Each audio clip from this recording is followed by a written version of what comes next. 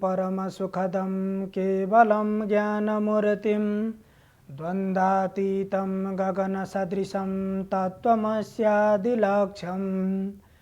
एकं नित्यं विमलविचलं सर्वदि साक्षिभूतं भावातीतं त्रिगुणरहितं सद्गुरुं तं नमामि। अज्ञानतिमिरान्धस्य ज्ञानाञ्जनशलाकया चक्षुरुन्मीलितं येन तस्मै श्रीगुरवे नमः। स्वस्तिः प्रजाभ्यः परिपालयन्तां न्याय्येन मार्गेण गतं महिषा। गोब्राह्मणेभ्यः शुभमस्तु नित्यं लोकाः समस्ताः सुखिनो भवन्तु। समादरणीय संपूर्ण दर्शकवृन्द, प्रभातकालीन हार्दिक अभिवादन। यस इमेज च्यानल को शुभ बिहानी कार्यक्रम मार्फत हामी उपस्थित भइसकेका छौं। मानिसको जीवनमा उसका व्यवहारहरू कस्ता हुन्छन्, उसले गर्ने काम र कर्तव्यहरू कस्ता हुन्छन्, त्यसलाई हेरेर नै कुन प्रवृत्तिको मानिस हो भन्ने कुरा जान्न सकिन्छ। मुख्यतया हामीले कुनै पनि काम गर्दाखेरि श्रद्धापूर्वक काम गरियो भने मात्र हामीले चाहेको अभिष्ट प्राप्त गर्न सक्दछौँ। भगवानको पूजा आराधना गर्दा होस् या हामीले कुनै वस्तु प्राप्तिको लागि अन्य कार्यहरू गर्दा होस्, त्यसमा पूर्ण रूपमा एकाग्र भावनाले श्रद्धापूर्वक गरिएन भने त्यो काममा पूर्ण रूपमा सफलता मिल्न गाह्रो हुन्छ। त्यसो भएर शास्त्रको विधान अनुसार हामीले आफ्ना कार्यहरूलाई अगाडि बढाउनु पर्ने हुन्छ। त्यो नै श्रद्धापूर्वक गरिएको मानिन्छ। यदि श्रद्धा भएन भने, श्रद्धा बिना हामीले काम गरेनौँ भने त्यो कार्यले पूर्णता प्राप्त गर्न सक्दैन। श्रद्धा कसरी, मानिसमा कस्तो प्रकारको श्रद्धा छ त कसरी जान्ने भन्दा त्रिविधा भवति श्रद्धा देही नामसा स्वभावजा सात्विकी राजसी चैव तामसी चेति ताम शृणु। भगवान श्री कृष्णले अर्जुनलाई गीतामा भन्नुहुन्छ, यस प्रकारको ज्ञान मैले तिमीलाई भन्दछु कि यो ज्ञान मात्रै होइन, ज्ञानदेखि परको विज्ञान हो। मानिसको आफ्नो स्वभाव अनुसार उसले गर्ने काममा गर्ने उसका श्रद्धा पनि तीन प्रकारका हुन्छन्। जसरी हिजोको प्रवचनमा मैले भनेको थिएँ, तीन किसिमका गुणहरू सत्व रज तम र तीनै गुण अनुरूपका मानिसको स्वभाव अनुसारका एउटा सात्विकी, राजसी र तामसी गरेर तीन किसिमका श्रद्धा हुन्छन्। जसमा सात्विकी श्रद्धा छ उसले आफ्ना कार्यबाट कहिले पनि ऊ निराश हुनु पर्दैन। कुनै पनि फलको आकांक्षा नगरिकन स्वतः स्फूर्त रूपमा आफ्नो कर्तव्य सम्झेर मानिसले काम गर्दछ भने त्यो सात्विकी श्रद्धा हो। जस्तो कि हामीले हाम्रो घरमा कुनै विशेष अतिथि आउँदाखेरि कसैले स्वागत गर भनेर भन्नु पर्दैन। हामीले त्यो अतिथिको स्वागत गर्नु मेरो कर्तव्य हो भन्ने ठान्दछौँ र त्यही अनुसार पूर्ण रूपमा हामी तन मन र वचनले त्यो अतिथिको स्वागत सत्कार गर्दछौँ। त्यो सात्विकी श्रद्धापूर्वक गरिएको कार्य हो। त्यसैलाई सात्विकी श्रद्धा भनेर भनिन्छ। त्यसरी गरेका कार्यमा हामी कहिल्यै निराश हुनु पर्दैन। दोस्रो, राजसी श्रद्धा।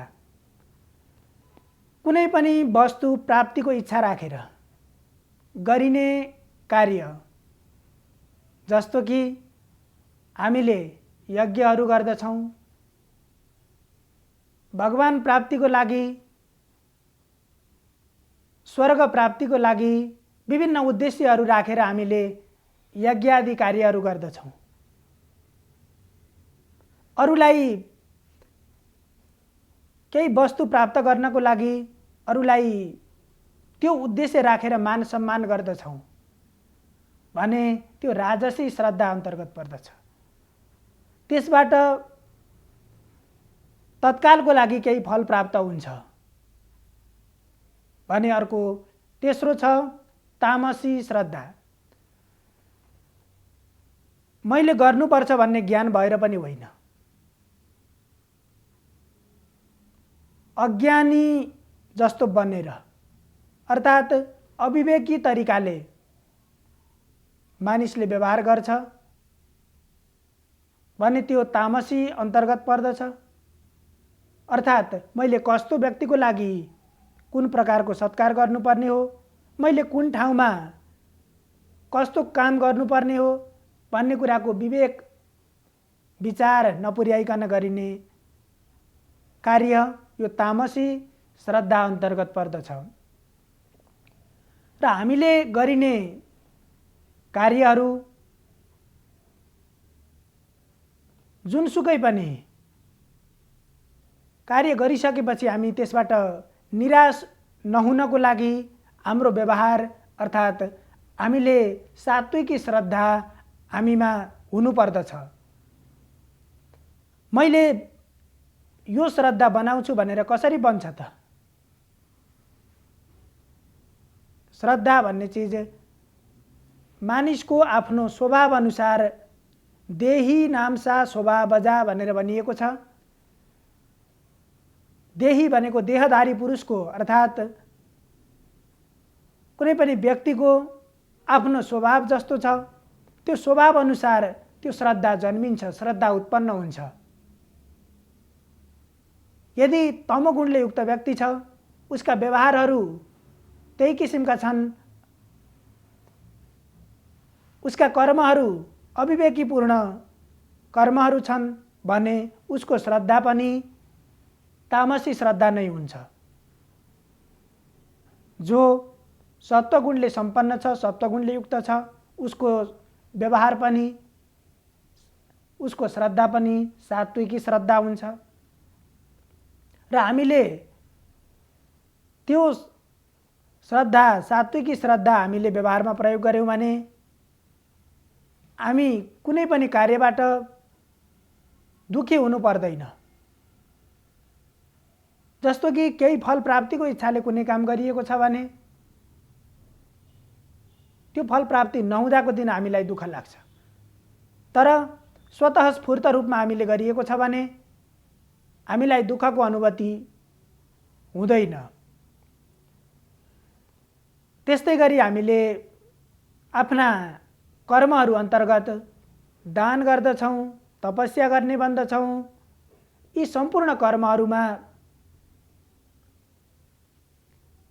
तीन किसिमले आफ्ना स्वभाव अनुसार मानिसले व्यक्त गरेको हुन्छ, ती व्यवहारहरू गरेको हुन्छ।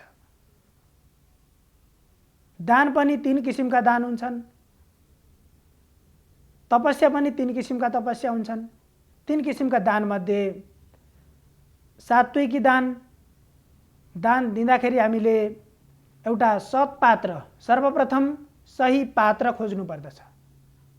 सत्पात्रलाई कुन ठाउँमा दिँदाखेरि मैले दिएको दान सदुपयोग हुन्छ र ठीक समयमा दान दिने समय पनि उचित हुनु पर्दछ।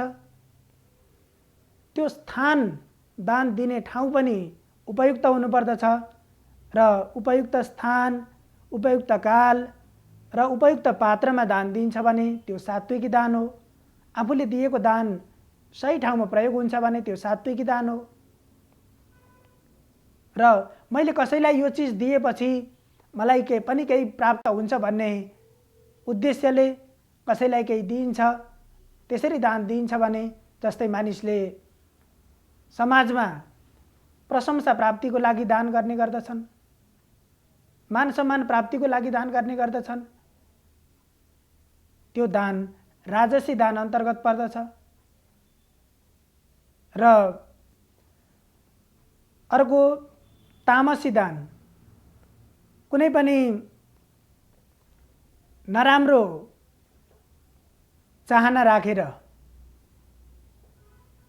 दिन त दिएको छ तर उसले इच्छापूर्वक पनि दिएको छैन, मैले दिएको दान सदुपयोग होस् भन्ने पनि उसको चाहना छैन, त्यो किसिमले दिइन्छ भने त्यो तामसी दान हो। र आफ्ना स्वभाव अनुसार मानिसको व्यवहारमा यी क्रियाकलापहरू देखिने गर्दछन्। त्यसैगरी तपस्या पनि 3 किसिमका तपस्या हुन्छन्, सात्विकी, राजसी र तामसी। तपस्या भनेको पनि कार्य हो। आफ्नो कार्यमा तल्लीनतापूर्वक लाग्नु तपस्या हो। अर्थात् जबसम्म कार्यसिद्धि हुँदैन तबसम्म पूर्ण रूपमा त्यसैमा लाग्नु भनेको तपस्या हो। र ती तपस्याहरू पनि मानिसले आफ्नो अभिष्ट सिद्धिको लागि गर्ने गर्दछन्।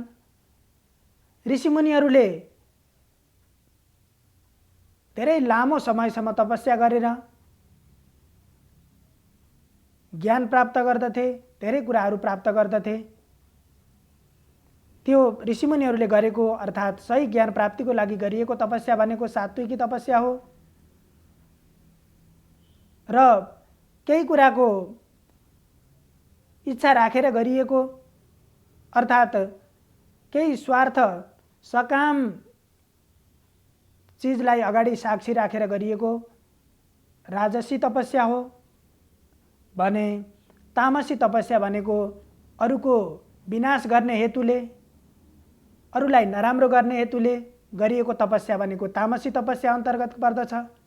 जस्तो कि हिरण्यकशिपु नाम गरेको राक्षसले देवताहरूको नाश गर्नको लागि उसले तपस्या गर्यो। उसको उद्देश्य थियो म अमर, सधैँभरि म अमर रहिरहँ, देवताहरूलाई मैले मार्न सकूँ, त्यस्तो उद्देश्य राखेर उसले तपस्या गरेको थियो। तर त्यो गलत उद्देश्यले गरिएको तपस्या भएको हुनाले अन्त्यमा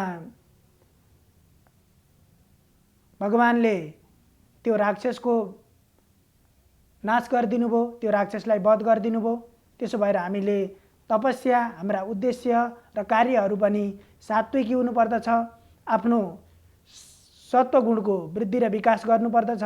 त्यसले हाम्रा सम्पूर्ण कार्यहरू सफल हुन्छन् र जीवनको वास्तविक लक्ष्यमा हामीहरू पुग्न सक्दछौँ। यी व्यवहारहरू हामीले विचारपूर्वक गऱ्यौँ भने हाम्रो जीवनमा यिनले पनि केही सहजता प्रदान गर्छन्। हजुरहरूको जीवनमा पनि यी कुराहरूले केही परिवर्तन ल्याउन्, सत् मार्ग निर्देश गरून् भन्दै म बिदा हुन चाहन्छु। धन्यवाद।